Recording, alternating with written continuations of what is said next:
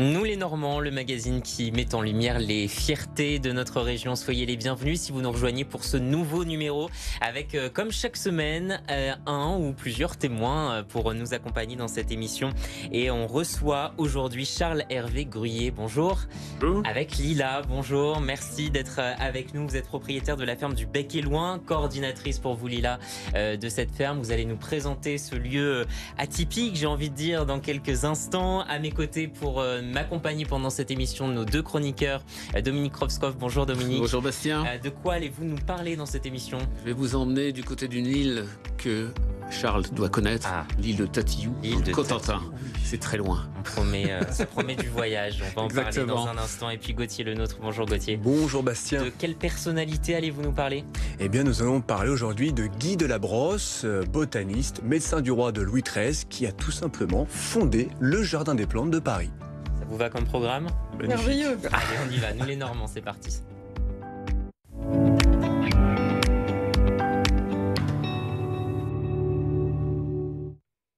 Charles, vous êtes donc le propriétaire de la ferme du Bec et Loin dans l'Eure. Présentez-nous peut-être d'abord en quelques mots ce lieu, pas comme les autres.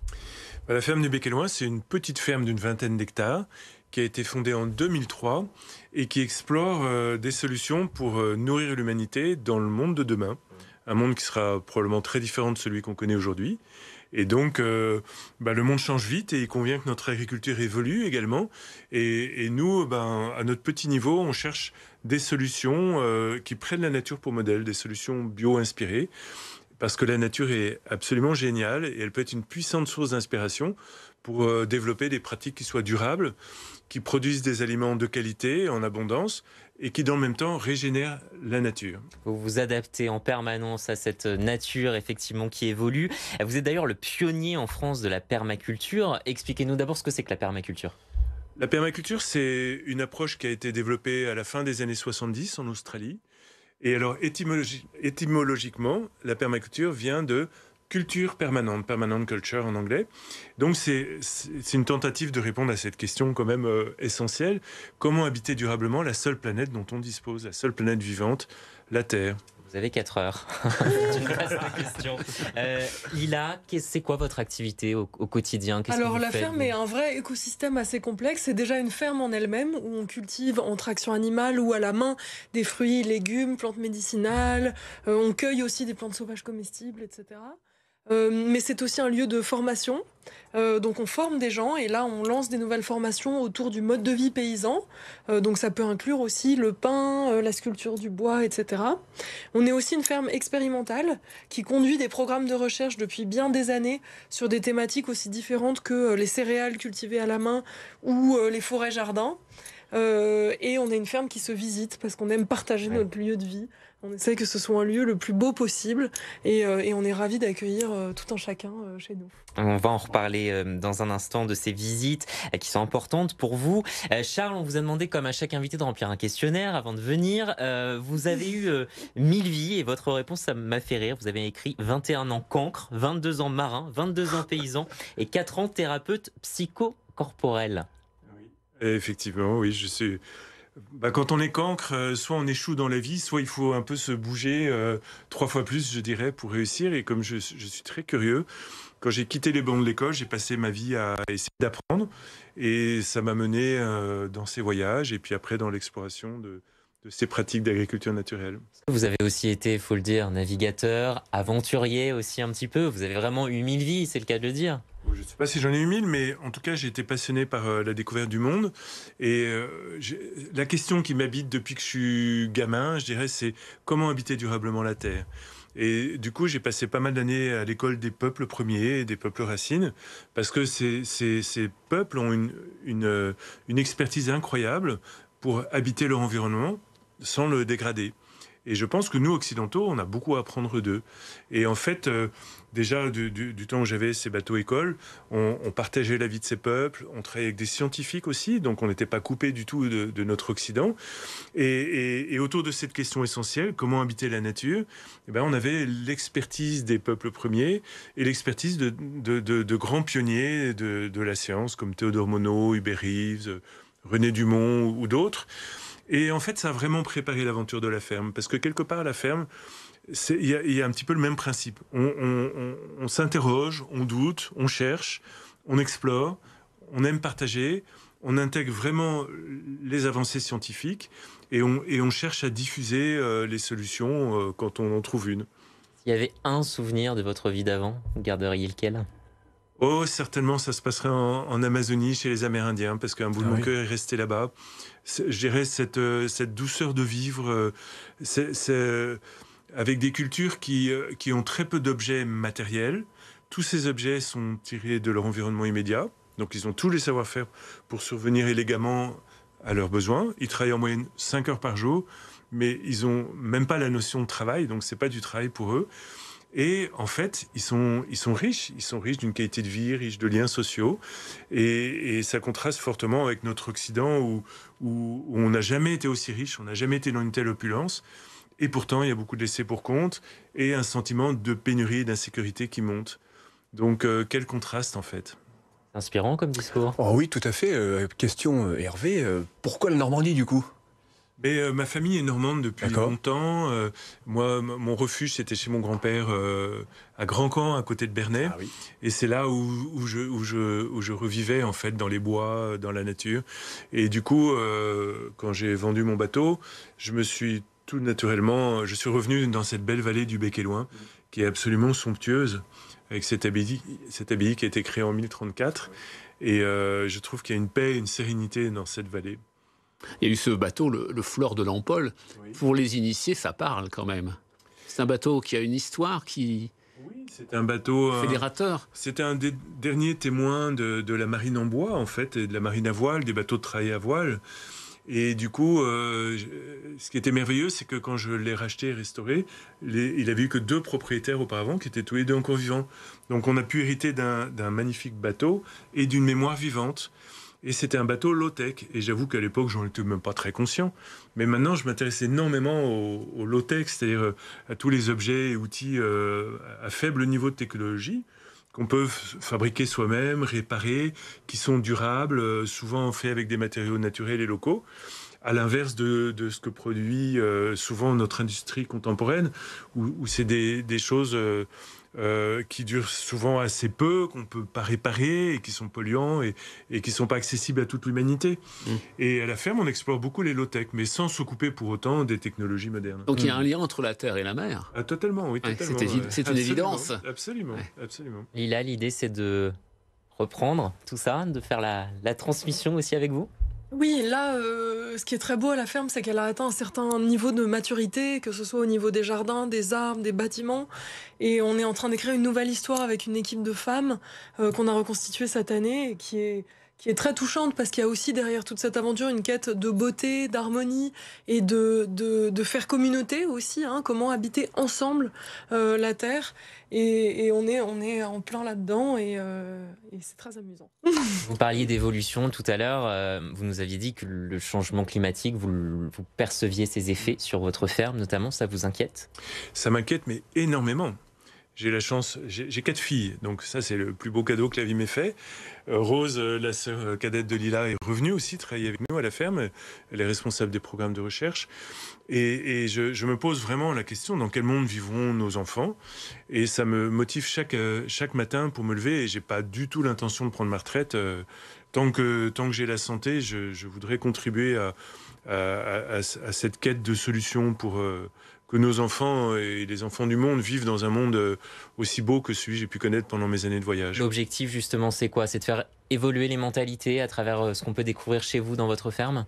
Faire évoluer les mentalités et puis nous apprendre et voir comment est-ce qu'on peut voilà, produire de la nourriture de façon résiliente et résistante aux aléas climatiques. Ne serait-ce que cette année, on a eu une énorme tempête en juin, 3 inondations. Oui. Et on le voit au quotidien, les changements climatiques. Donc on essaye nous-mêmes de s'adapter et puis de propager une parole, d'éveiller à ça aussi, parce que j'ai l'impression qu'on a du mal à prendre conscience des changements réels. Et les industriels, qu'est-ce qu'ils vous répondent? Parce que vous les rencontrez assez fréquemment. Oui, ce qui est rigolo et qu'on n'avait absolument pas imaginé, parce que jamais une seconde on aurait imaginé que la ferme serait un jour un peu connue, innovante et pionnière. En fait, on voulait juste vivre notre rêve. Mais je pense que notre rêve d'harmonie, d'habiter durablement un monde pacifique et beau, chaque être humain le partage. Et on n'a jamais été dans une démarche d'ostracisation. Je pense qu'il vaut mieux créer des ponts que agrandir les fossés qui existent déjà. Pas militant, quoi. On est militant. engagé pour notre rêve, mais je crois que ce rêve est en résonance avec celui de plein d'autres personnes. Et du coup, ça nous amène à accueillir énormément de gens, des politiques de tous horizons, des industriels, des scientifiques, évidemment des paysannes et des paysans du monde entier, des ONG, des artistes aussi. Et du coup, c'est extraordinairement nourrissant pour nous parce que on voyage sans décalage horaire et sans alourdir notre empreinte carbone. Ça vous change. Et on est nourri par toutes ces rencontres. Et la ferme, effectivement, est devenue assez convaincante au fil des ans parce que les gens voient une forme d'abondance, de luxuriance qui les touche, en fait. Donc il y a des données scientifiques qui ont été produites à la ferme qui sont assez décoiffantes, mais il y a aussi cette beauté. On va reparler de cette aventure hors norme dans un instant. D'abord, un bond dans le passé avec vous, Gauthier, le portrait d'une personnalité, comme chaque semaine, qui a marqué l'histoire de la Normandie. Aujourd'hui, c'est Guy Delabrosse. Qui est-il ? Oui, Guy Delabrosse, botaniste, à qui nous devons la fondation du Jardin des Plantes de Paris. Je suis très content que vous soyez avec nous, parce que j'essaie toujours de trouver un rapport entre nos personnages et nos invités. Et ce que vous dites depuis le début correspond vraiment à la philosophie de Guy Delabrosse. Hervé, vous avez dit tout à l'heure que la nature était un modèle, vous la prenez pour modèle. Et Lila, vous avez parlé de formation. Alors justement, Guy Delabrosse s'est inscrit dans vos pas. Bien des siècles avant, on va dire, ou l'inverse, mais j'aime bien faire la perspective. Alors Guy Delabrosse est né en 1586 à Rouen, c'est un Sénomarin. Il est décédé en 1641 et il a été tout simplement botaniste et le médecin du roi Louis XIII. Il s'est passionné très jeune justement pour la connaissance en matière de fleurs médicinales. Vous savez, ces variétés rares pouvant permettre de préserver notre santé ou du moins de nous soigner lorsque nous avons quelques difficultés dans notre vie. Et il se peut que notre Normand, par ses prédispositions naturelles, est arrivé à la cour du roi de France, Louis XIII, pour devenir son médecin. Et là, il s'est très vite rendu compte qu'à la cour du roi de France, le protocole de médecine et de médical, en réalité, n'était pas forcément des plus efficients, des plus efficaces.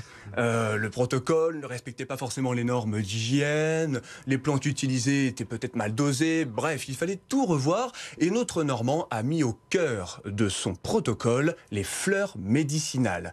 Il s'est mis très tôt en tête l'idée de vouloir ouvrir le Jardin des Plantes de Paris avec 3 écrits majeurs, je vais faire vite Bastien, 3 écrits majeurs qui montrent à quel point il était buté et habité par son idée. En 1628, à 42 ans, c'est ici que tout commence. Un premier ouvrage, Dessin du Jardin Royal pour la culture des plantes médicinales. La même année, vous voyez, qui était très productif. De la nature, vertu et utilité des plantes et dessin du Jardin Royal de médecine. Et en 1631, avis pour le Jardin Royal des plantes. Dans ses ouvrages, en réalité, il a fait part de ses idées de plans, de ses idées aussi de plantes à faire venir. Bref, il avait déjà une visibilité sur ce qu'il voulait faire. Absolument. Et donc le fondateur du Jardin des Plantes de Paris. Eh bien oui, c'est lui. Au bout du compte, le roi Louis XIII, malgré l'hostilité des autres conseillers du roi, a décidé de faire confiance à notre Normand et en 1635 lui a accordé sa confiance. Vas-y Guy Delabrosse, ouvre ton jardin. Alors cela n'a pas été une masse à faire, mais l'idée originale du roi de France a été justement de nommer ce jardin le Jardin du Roi, bien avant Louis XIV. C'est un projet, malgré tout, qui a mis du temps à être inauguré, notamment. Oui, tout à fait, puisque forcément, lorsque le roi soutient un projet d'une personnalité qui est émergente, cela ne fait pas que des heureux. Et à la faculté de médecine de Paris, on n'a pas vu d'un bon œil l'initiative de notre Normand. Comment nous n'existe déjà, nous faisons déjà des choses. Pourquoi bâtir un autre jardin? Pourquoi bâtir une autre institution? Compliqué quand même. Alors le roi a fait confiance à notre Normand, je l'ai dit, et a renouvelé malgré ses protestations, son soutien envers Guy Delabrosse. Et je suis content de ce que vous avez dit tout à l'heure, Lila, puisque Guy Delabrosse, avec ce Jardin des Plantes, a voulu créer un véritable lieu de formation. C'est-à-dire que toute personne qui voulait venir au Jardin des Plantes pouvait être formée gratuitement à la botanique, à la chimie, à l'anatomie. Bref, le jardin s'est imposé comme une véritable institution. Mais les apothicaires, Les médecins, les pharmaciens, à ce moment-là, se sont également dit, mais on va perdre totalement le contrôle sur la vente de nos médicaments, sur la vente de nos plantes. Qui est-il ? Le roi a pris une décision finale. Il faudra attendre 1640, l'année de l'ouverture, de l'inauguration. Le roi accepte que le Jardin des Plantes puisse dispenser des cours gratuitement. En revanche, il n'a pas la compétence de délivrer des diplômes qui restent à la faculté de médecine de Paris. Le lien avec la nature, ça vous inspire forcément? Totalement. Merci pour cette belle histoire. Ah ben oui, très belle chose à raconter. Et effectivement, j'invite les téléspectateurs à se rendre à Paris parce que justement, sur la galerie de l'évolution de ce jardin, il y a le portrait de Guy de la Brosse, ce roi né oublié qui a pourtant écrit l'histoire. On va évoquer vos attaches avec la Normandie.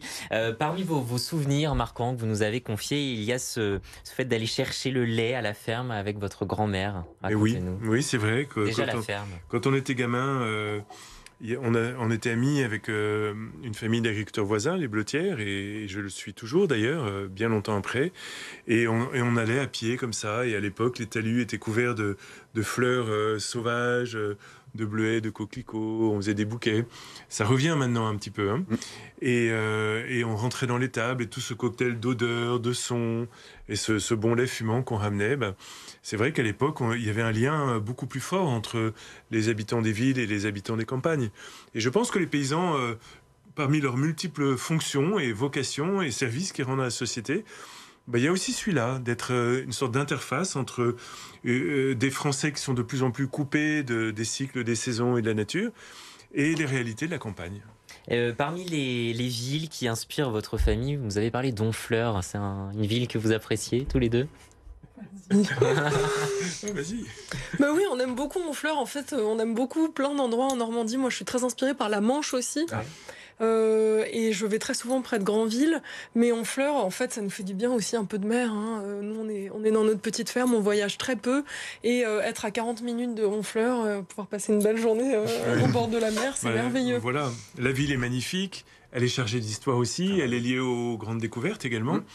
Et puis moi, mon bonheur, une fois par an, c'est d'aller manger un bon plateau de fruits de mer avec un verre de Gewürztraminer. Là, j'adore, c'est mes vacances. Puis un jardin des personnalités qui plaira à Gauthier, forcément. Ah oui, bien sûr. Des fruits de mer, de la tourgoule aussi. Oui. Ah. On fait de la tourgoule assez régulièrement. Là, on est en train de remettre en place la vente de pain au levain les vendredis, cuit au feu de bois dans un four à pain qui a l'air d'avoir plusieurs siècles, mais qui a en fait été autoconstruit dans les débuts de la ferme. Et on fait ce riz au lait normand aux épices absolument délicieux qui cuit une fois que le pain a fait son tour dans le four à pain. Et du coup, ça permet avec un même feu de bois de faire tout un tas de recettes. C'est délicieux. Miam miam, la tourgoule. Le Lettre Saint-Maclou à Rouen, c'est un bâtiment qui vous inspire? Ah oui, je l'ai découvert il n'y a pas si longtemps. Et c'est un lieu lui aussi très chargé d'histoire. Il y a une anecdote bouleversante avec Jeanne d'Arc notamment. Mais je trouve quelque chose d'extrêmement paisible dans ce lieu, qui est pourtant décoré avec des os, des squelettes, des crânes. C'était un cimetière à ciel ouvert, un des rares cimetières à ciel ouvert. Et j'adore m'y rendre. On a l'impression de faire un bond hors du temps. Il a été magnifiquement restauré. Et puis, il y a là aussi un bon restaurant, il y a la galerie des Arts du Feu. J'adore cet endroit, mais Rouen est une ville magique pour son patrimoine. Effectivement. Alors, cette émission, c'est aussi la vôtre. N'hésitez pas aussi à partager avec nous les lieux qui vous inspirent, vos souvenirs aussi marquants en lien avec la région. Vous allez voir le QR code affiché que vous pouvez flasher avec l'appareil photo de votre téléphone. Vous pouvez aussi nous écrire via notre ligne WhatsApp, le 06 10 82 63 27, ou bien à l'adresse rédaction@bfmnormandie.fr. Venons-en à notre découverte normande de la semaine avec vous, Dominique. On va partir un petit peu voyager sur l'île. Et oui, l'île de Tatillou, évidemment. Alors, vous connaissez leur réputation, vous qui êtes un grand marin. De réputation seulement, j'avoue. Lina, j'ai été randonnée en face de l'île de Tatillou cet été. Donc à Saint-Va, la Hougue. Exactement. Alors, Saint-Va, la Hougue, on s'y rend, c'est intéressant, on peut s'y rendre à pied ou alors à bord d'un insolite bateau amphibie. Vous l'avez vu ? Non, écoutez, il faudra y retourner. C'est vrai qu'on y va soit à pied, on part du port de Saint-Va, et à marée haute, on prend le bateau. C'est une belle promenade. Alors, en quelques mots, quelle est l'histoire de cette île? Alors, l'histoire de Tatillou commence véritablement en 1692, après la fameuse bataille navale de Barfleur, qui voit la flotte française mise en déroute par les Anglais, mais bien évidemment. Et alors, pour défendre le littoral, Vauban décide de faire ériger 2 tours, l'une sur l'île et l'autre sur la terre ferme, sur Saint-Va, pour parler clairement. Donc, Tatillou sera fortifiée au fil des siècles. Elle devient une position stratégique imprenable, mais l'île n'est pas seulement un bastion militaire, elle devient aussi un centre de recherche scientifique. Et ça, je crois que peu de gens le savent. Entre 1887 et 1923, on y voit apparaître le premier laboratoire français de biologie marine et il est installé par le Muséum d'histoire naturelle de Paris. L'île de Tatillou va même abriter un centre de redressement, c'est moins joyeux, de 1948 à 1984. Il y a les tours aussi de l'île. Est-ce qu'elles sont classées, ces tours? Alors, c'est pas l'île qui est classée, mais ce sont bien les tours qui sont classées depuis 2008 à l'UNESCO. Elles avaient, on l'a dit, un rôle stratégique autrefois. Elles protégeaient des attaques du large. Alors, 2 tours. La tour Vauban de l'île de Tatillou est protégée, donc est patrimoine mondial de l'UNESCO, ainsi que l'île de la Hougue, enfin la tour de la Hougue, qui se trouve sur la commune de Saint-Va-la-Hougue. Et l'île de Tatillou, Dominique, qui est devenue un site touristique et culturel. Alors, depuis 1992, chaque année, on peut dire qu'il y a 70 000 visiteurs qui se déplacent à Tatillou. Alors, on va découvrir le lazaret de Tatillou, et c'est là que s'épanouissent des jardins thématiques. Ça vous intéressera tous les deux. Il y a le jardin maritime, il y a le jardin botanique et le jardin d'acclimatation. Alors, c'est protégé par les pierres, on est bercé par la mer environnante. Ce serait un bon endroit pour faire de la permaculture, à mon sens. Il faut peut-être poser la question au conseil départemental. Absolument. C'est une idée de développement. On y trouve aussi un musée maritime qui vous emmène à la découverte de l'île, bien évidemment à travers son histoire et des collections archéologiques. Et puis, c'est pas tout, il y a une belle réserve ornithologique sur l'île de Tatillou. C'est ce qui fait d'ailleurs aussi l'un de ses renoms. Et puis, il y a un petit complexe hôtelier. Quand je dis complexe hôtelier, ce sont les fameuses maisons de Tatillou. Et je peux vous dire que j'ai testé, c'est vraiment sympathique. On passe une nuit, on est presque seul sur l'île parce qu'après 18h, quand le dernier bateau est parti ou que les visiteurs repartent à pied, on est tranquille. Et puis je signale aussi ce moment fort, le festival des traversées Tatillou, c'est chaque mois d'août. Merci beaucoup. Oui, tout à fait. Dominique, on va terminer cette émission avec notre rubrique Question pour un Normand.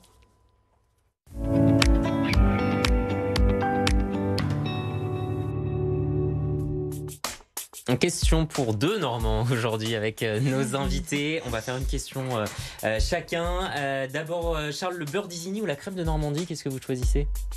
La crème. La crème, oui. Mais j'aime les deux. C'est vrai que la crème, ça s'accommode bien avec les plats. Lila, la cathédrale de Rouen ou la cathédrale de Coutances? Rouen. Rouen. La cité de la mer de Cherbourg ou le musée maritime de Rouen? J'avoue, je connais ni l'un ni l'autre. Alors là, j'ai des trous dans ma culture. Bon, vous utilisez le joker. Il n'y en a qu'un autorisé. Okay. Les plages du débarquement ou les falaises d'Étretat? Les falaises d'Étretat. Pourquoi? Parce que je trouve ça très romantique comme endroit. C'est du pain. Exactement, magnifique, tellement beau. Voilà. Charles, les cabines de plage de Deauville ou les cabines de plage de Saint-Valery-en-Caux?